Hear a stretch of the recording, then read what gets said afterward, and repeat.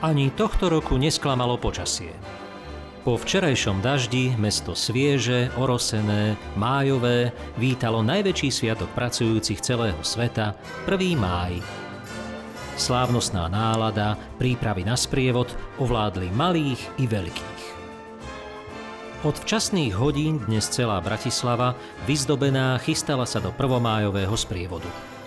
Presne o 9. hodine sa pohol manifestačný sprievod, v čele ktorého kráčali predstavitelia Komunistickej strany Slovenska a slovenských národných orgánov, ktorí potom z tribúny sa prizerali na manifestujúcich.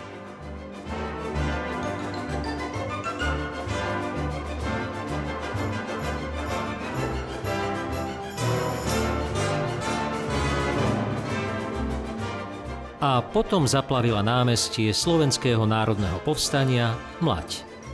Iskry, pionieri a zväzáci. Veselá, usmiata, plná očakávaní a smelých plánov do budúcich rokov kráčala naša najmladšia generácia.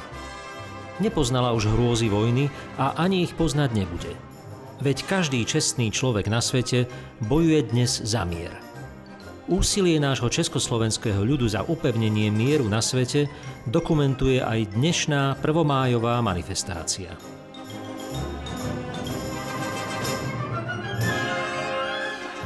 Pionierov vystriedali zväzarmovci. Po nich kráčal útvar ľudovej milície.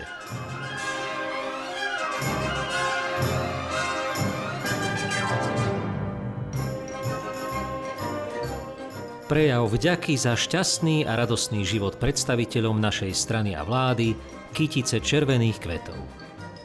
A potom už sprievod patril bratislavským závodom. Na ich čele kráčali najstaršie závody. Kablo. Robotníci tohto závodu už pred 42 rokmi kráčali v prvomájovom sprievode. A revolučnú tradíciu týchto rokov premenili dnes do splnených pracovných úloh.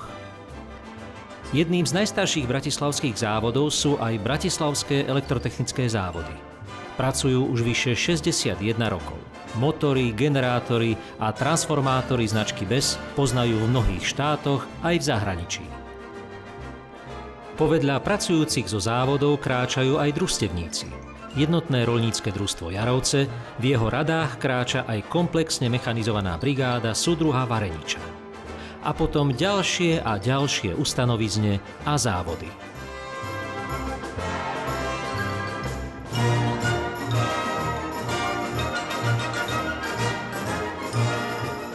Záver prvomájovej manifestácie v Bratislave patril vysokým školám, reprezentanti a reprezentantky Telovýchovného inštitútu v Bratislave. Spoločne s našimi vysokoškolákmi kráčali aj zahraniční študenti. Na ich čele študenti revolučnej Kuby, ktorých vodca Fidel Castro sa dnes prizeral prvomájovému sprievodu v Moskve. K miliónom manifestujúcich po celom svete pridali svoj mierový hlas aj 10 000 bratislavských pracujúcich v rozjasanom prvomájovom sprievode.